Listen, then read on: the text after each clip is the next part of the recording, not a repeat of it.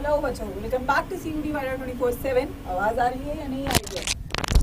Okay, so hello everyone, welcome back to CUET वायरा 24/7। मैं हूं Ayushi ma'am, your mentor for chemistry. चलिए जल्दी से सभी लोग कनेक्ट कर लेंगे। हम लोग बात करने वाले 2023 के बच्चों के लिए, यानी कि आप में से भी मैं नहीं चाहूंगी कोई भी बच्चा हो जो 2023 में अटेम्प्ट दे, बट आपके जूनियर्स जो है वो 2023 में अटेम्प्ट देने वाले हैं, तो उन सभी बच्चों के लिए मैं बात करने वाली हूँ। तो जल्दी से एक बार सभी के सभी कनेक्ट कर लेंगे, सेशन को शेयर कर देंगे। हम लोग बात करेंगे कि यार अगर मेरे पास इतना समय है तो मैं कैसे अपने CUET की तैयारी करूं, कैसे मैं CUET के साथ क्लास 12th की तैयारी करूं, क्योंकि बहुत ही क्रूशियल ये क्लास है आप लोग के लिए।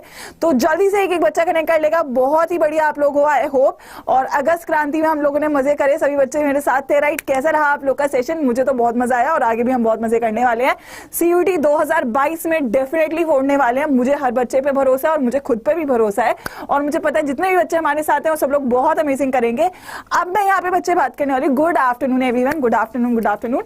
तो अगर मेरे पास एक साल है, राइट, सो 2023 का CUET और क्लास 12 दोनों को मैं साथ में कैसे लेके चलूं? तो देखो, सबसे पहली बात अगर मैं बोलूंगी, सबसे पहली बात आप लोग की रहने वाली है यहाँ पे, आप लोगों को ना अपना सिलेबस का फर्क देखना है, क्योंकि क्लास 12 में बहुत सारे ऐसे टॉपिक्स हैं जो आपके CUET में आते हैं लेकिन 12 से हटा दिए गए। फॉर एग्जांपल अगर मैं केमिस्ट्री की बात करूं तो एक चैप्टर है आपका सॉलिड स्टेट। सॉलिड स्टेट वाला चैप्टर आपका जो क्लास 12 है इस बार की, उससे हटा दिया गया है, लेकिन आपके CUET के सिलेबस में वो आ रहा है, राइट? सो CUET के सिलेबस में आपकी जितनी भी NCERT की किताब है पूरी आ रही है, लेकिन आप लोगों का बहुत खुशी है मुझे आप लोग को चैट बॉक्स में देख के बच्चों, और जो आपकी क्लास 12 है उसमें बहुत सारी चीजें कटी हुई हैं। तो अगर मैं क्लास 12 के हिसाब से पढ़ाई करूंगी तो मैं कोई भी कॉम्पिटिटिव एग्जाम नहीं निकाल सकती, चाहे वो JEE है, चाहे वो नीट है, चाहे वो CUET है, कोई भी एग्जाम मैं नहीं निकाल पाऊंगी अगर मैं 12th की तैयारी करूंगी केवल। तो मुझे क्या करना है, मुझे कॉम्पिटिटिव एग्जाम की तैयारी करनी है और उसके साथ मेरे को अपनी 12th को रेडी करना है।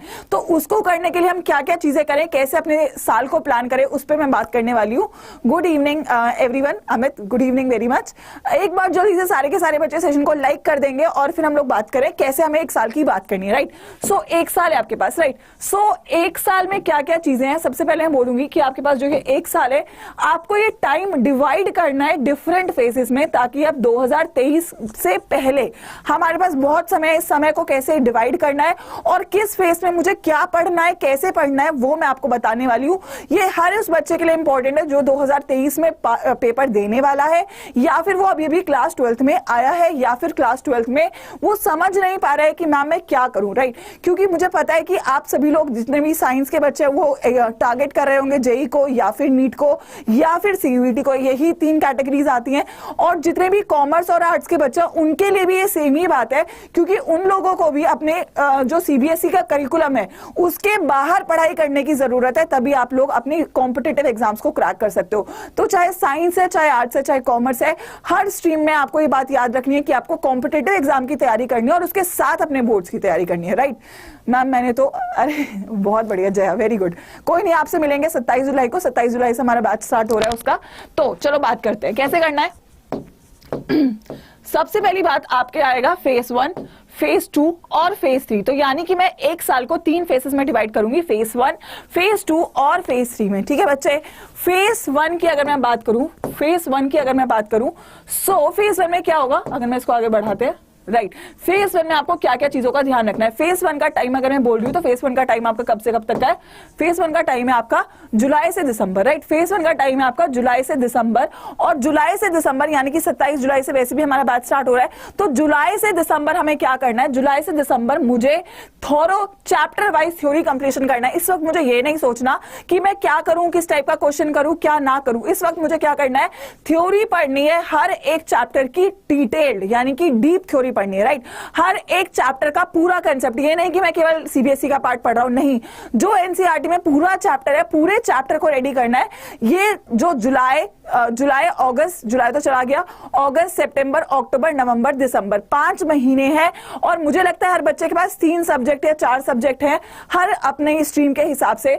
तो हर सब्जेक्ट का अगर मैं बोलूं 15 चैप्टर हैं, तो 15 × 3 आपके 45 चैप्टर्स होते हैं जो आपको कंप्लीट विद थ्योरी और एक एक चीज, यानी कि ऐसा नहीं है हाँ आपका कुछ पोर्शन है जो उसमें बोर्ड्स में आएगा और कुछ पोर्शन है जो आपका सीयूईटी में आएगा। लेकिन अभी हम तैयारी करेंगे होलिस्टिक मैनर में, यानी कि पूरी की पूरी आपको एनसीईआरटी की थ्योरी कंप्लीट करनी है आपके जुलाई से दिसंबर में, राइट। और इसके साथ आप लोग को क्या करना है, theory should be completed in deep manner along with answer writing highlights and objective question highlights. तो यहां पे मुझे क्या करना है, चैप्टर कंप्लीट हुआ, चैप्टर कंप्लीट होने के बाद में कुछ क्वेश्चंस करेंगे हम लोग इस टाइप के जिसमें आपकी आंसर राइटिंग की प्रैक्टिस हो, क्योंकि आपका सीबीएसई का पेपर सब्जेक्टिव आता है। और साथ में हम डेली क्विजेस या फिर हम लोग डेली प्रैक्टिस शीट के माध्यम से हम लोग क्या करेंगे कि हम लोग ऑब्जेक्टिव क्वेश्चंस पे भी काम करेंगे, राइट। सो दोनों चीजों को हमें करना है, पहले हमारे को थ्योरी कंप्लीट करनी है और यहां पे इट इज की चैप्टर वाइज हमें क्वेश्चंस पे काम करना है। चैप्टर वाइज यहां पे मेरा फोकस फेज 1 में रहेगा हर एक चैप्टर इंडिविजुअली पे, राइट। पूरे पार्ट पे नहीं रहने वाला, एक एक चैप्टर पे काम करने वाले हैं। एक एक चैप्टर को आपको थ्योरी उसकी डीप प्रिपेयर करनी है, साथ में क्वेश्चंस आपको बोर्ड्स के लिए सब्जेक्टिव क्वेश्चंस भी करने हैं और आपके सीयूटी के लिए आपके ऑब्जेक्टिव क्वेश्चंस भी करने हैं। दोनों चीजों पे काम करना जरूरी है, कोई भी एक चीज आप स्किप नहीं कर सकते हो, राइट। सो ये बिल्कुल ओनली क्लास 12 एनसीईआरटी अभी के लिए आपको मैं केवल क्लास 12 पढ़ने के लिए बोल रही हूँ, क्योंकि 11th अभी इंक्लूड नहीं करी गई है। तो क्लास 12th की बात करी जा रही है, पूरा का पूरा क्लास 12th का सिलेबस हमारे को जुलाई से दिसंबर में कंप्लीट करना है, क्योंकि चांस ये भी है कि आपका सीयूटी साल में 2 बार हो, तो हो सकता है जनवरी में हो, और जब तक ये अनाउंस नहीं होता है तो आपका हमारा जुलाई में ही होने वाला है। तो हमारे को जनवरी से पहले सिलेबस पूरा करना है, तो हमें दिसंबर तक सिलेबस कंप्लीट करना है। ये मेरा फेज 1 रहने वाला है। इसके बाद अगर मैं बात करूं फेज 2 की, फेज 2 में क्या होने वाला है, फेज 2 है मेरा जनवरी से मार्च तक का हिस्सा, और मैक्सिमम बच्चों के जनवरी से मार्च में आपके बोर्ड के एग्जाम्स होते हैं, राइट। सो बोर्ड के एग्जाम्स के पॉइंट ऑफ व्यू से अब मैंने पूरा सिलेबस पढ़ लिया, अब मैं उसमें से कुछ ऐसी चीजें निकालूंगी या उन चीजों को कवर करवाऊंगी जो आपके बोर्ड्स में इंपॉर्टेंट है। जैसे कि सॉलिड स्टेट आपका आ नहीं रहा है, राइट। तो सॉलिड स्टेट में अभी रुक जाऊंगी, मैं जो चैप्टर आपके बोर्ड में आ रहे हैं उनको ज्यादा अच्छे से रिवाइज करूंगी, राइट। फेज 2 में मेरे को स्पेशल फोकस देना है रिवीजन पे जो आपके बोर्ड के एग्जाम में आ रहा है, क्योंकि मैं दोनों चीजों को काम कर साथ में लेके चलना चाहती हूँ। मैं बोर्ड्स भी अच्छा करना चाहती हूँ और मैं सीयूईटी भी अच्छा करना चाहती हूँ, राइट। सो जनवरी से मार्च के मंथ में हम लोग क्या करने वाले हैं, हम लोग आपका पूरा फोकस रखेंगे आपके बोर्ड के टॉपिक्स के ऊपर, और उसको ज्यादा, अब ऑब्वियस ही बात है जो बोर्ड में आ रहा है वो सीयूईटी में तो आ ही रहा है, तो ऑलमोस्ट 70% सिलेबस मेरा रिवाइज यहाँ पे हो ही जाने वाला है सीयूईटी का और बोर्ड का 100%, राइट। तो मार्च तक हम लोग काम करने वाले हैं बोर्ड्स पे, और इसमें हम एनसीईआरटी की जो एग्जांपल्स हैं, जो क्वेश्चंस हैं, उन पे फोकस रखेंगे, क्योंकि आपके बोर्ड के पेपर में एनसीईआरटी के एग्जांपल्स, पीवाईक्यूज, ये सब चीजें हम लोग फेज 2 में करने वाले हैं, दैट इज योर जनवरी से मार्च वाले सेक्शन में, राइट। सो ये हमारा फेज 2 का प्लान है। और उसके बाद जब ये हो जाता है तो आपका बोर्ड का पेपर हो जाता है। बोर्ड का पेपर जब हो जाता है फिर केवल एक ही पेपर आपके सामने बचता है, वो है सीयूईटी का एग्जाम, और उसके लिए हम लोग जाते हैं फेज 3 में, राइट। फेज 3 में हमारा टाइम आता है अप्रैल से जून का, जो अभी चल रहा है, राइट।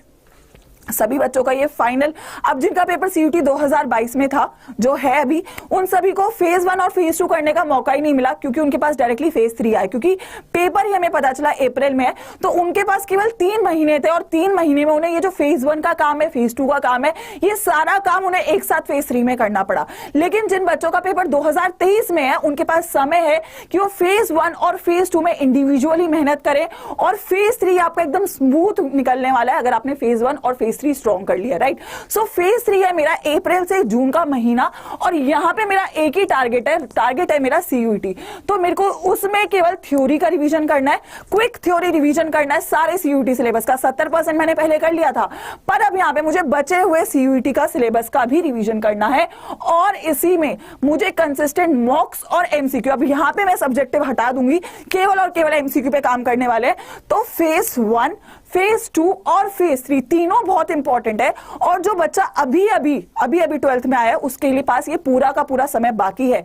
तो अगर वो ये सोचे कि मैम मैं फेज 1 के बाद तैयारी करनी शुरू करूंगा, तो बेटा आपको मेहनत फेज 2 और फेज 3 में फेज 1 वाली भी करनी पड़ेगी। तो कोई फेज 3 में शुरू करेगा तैयारी करना, तो फेज 1 फेज 2 उसका रह जाएगा। तो मुझे लगता है हर एक बच्चे को जो भी अभी 12th में आया है उसके पास फेज 1, फेज 2, फेज 3 तीनों को साथ में नहीं करना है, अपने अपने निर्धारित समय पे तीनों को लेके जाना है। और ये सारा प्लान, ये तो मैंने आपको एक ओवरव्यू दिया है कि इस तरीके से हमारे को अपनी 12th को और बोर्ड्स को साथ में लेके जाना है, लेकिन इसको इंप्लीमेंट कैसे करना है वो मैं आपको करवाने वाली हूं, हम साथ में करने वाले हैं।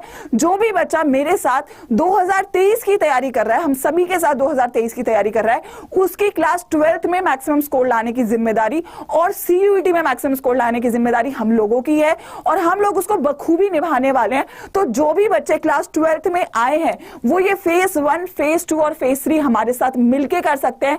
कहां पे कर सकते हैं? हमारा जो बैच है जो शुरू हो रहा है 27 जुलाई से for all the class 12 students, या फिर कोई और भी बच्चा है जो 2023 में CUET देना चाहता है, उन सभी बच्चों के लिए जो हमारा बैच है that is your CUET 2023 batch, उसका एडमिशन ओपन है जिसमें फेज 1 और फेज 3 पे काम किया जाएगा।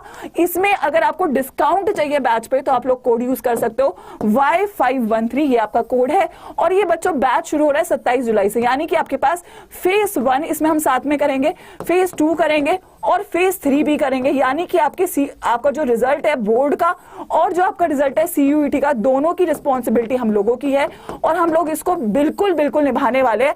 तो आप निश्चिंत हो जाओगे, एक साल के लिए आपको कहां से क्या पढ़ना है, चाहे वो बोर्ड है चाहे वो CUET है, दोनों की तैयारी यहाँ पे आपकी होने वाली है। हर एक सब्जेक्ट के लिए पूरी तरीके से पूरा आपका सिलेबस यहाँ पे कंप्लीट करवाया जाएगा। ठीक है बच्चे? ऑल राइट, सो सभी बच्चों को जो भी 12th में आए मैं उनको यही बताना चाहूंगी, और आप लोगों के जो जूनियर्स है या आपके भाई बहन है उन लोगों तक आप डेफिनेटली इस मैसेज को पहुंचाइए। आई नो आप बोलोगे कि मैम थोड़ा सा एक्सपेंसिव है, बट पॉइंट इस ये बच्चों 1 साल का कोर्स है और 1 साल में आपके यहाँ पे कितने सब्जेक्ट्स होने वाले हैं? अगर आप साइंस के हो, physics, chemistry, maths, bio, GT, English, 6 subject चलने वाले हैं 1 साल के लिए, along with test series, notes, quizzes, सब कुछ। 1 साल में आपको पढ़ाई का कोई ट्यूशन और लेना ही नहीं है, कोई भी ट्यूशन नहीं लेना है, कुछ भी आपको बाहर से किताब नहीं खरीदनी है, हर एक चीज 1 साल तक आपकी कवर होने वाली है यहाँ पे। सो आई थिंक हर बच्चे के लिए मस्ट ज्वाइन बैच है अगर आप लोग सीरियसली CUET 2023 को प्लान करते हो। सो आई थिंक हर बच्चे को इस बैच में एनरोल करना चाहिए। 27 जुलाई से बैच हम लोग का स्टार्ट हो रहा है। साइंस, आर्ट्स और कॉमर्स तीनों स्ट्रीम के लिए बैच एक्टिव है, एडमिशन इसमें ओपन है और ये 27 जुलाई से शुरू हो रहा है। कोड आपको Y513 यूज करना है डिस्काउंट के लिए।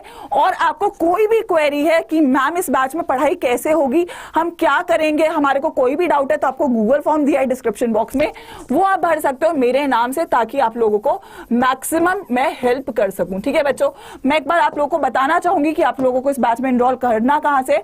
अगर आप अपने ऐप पे जा सकते हो Adda247 के, या फिर आप वेबसाइट पे जा सकते हो, यहां पे आप ऑल कोर्सेज पे जाते हो और अंडरग्रेड एग्जाम में जाते हो। CUET सेक्शन में आपका 2023 का सेक्शन बना हुआ है, आपकी जो भी स्ट्रीम है उसके हिसाब से आप चुन सकते हो। फॉर एग्जाम्पल 2023 मैंने साइंस चुना, यहां पे जो उसका प्राइस है ये आपको पे नहीं करना है, यहां पे आपको कोड अप्लाई करना है। कैसे अप्लाई करना है? जैसे ही इसको मैं मिनिमाइज कर देती हूं। सो यहाँ पे आपको ये व्यू ऑफर्स का ऑप्शन दिख रहा है, यहाँ पे आपको एक कूपन कोड अप्लाई करना है, जो मैंने आपको बताया कोड क्या होने वाला है।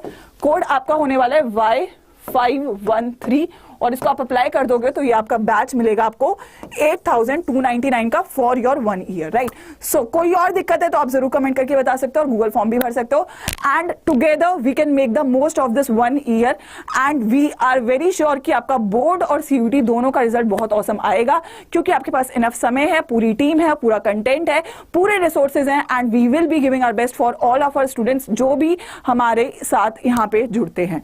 सो with that, good luck all of you and take care, good bye.